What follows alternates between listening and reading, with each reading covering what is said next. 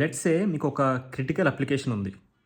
క్లౌడ్‌లో host అయి ఉంది. ఒకవేళ డౌన్ అయితే మీకు కొన్ని క్రోర్స్ నష్టం జరగొచ్చు ఆర్ మిలియన్స్ నష్టం జరగొచ్చు.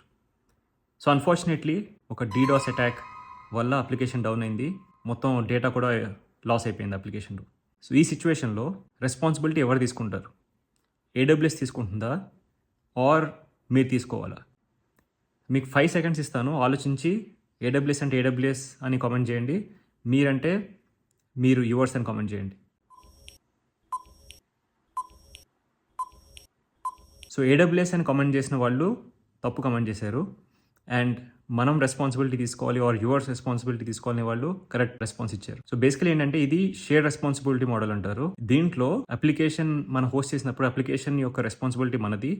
And data centre responsibility, for example data centre నుంచి ఏమన్నా ఇష్యూ వస్తే కనుక ఆ డేటా సెంటర్లోకి వెళ్ళి ఎవరైనా ఫిజికల్గా ఏదైనా చేస్తే కనుక అది ఏడబ్ల్యూఎస్ రెస్పాన్సిబిలిటీ.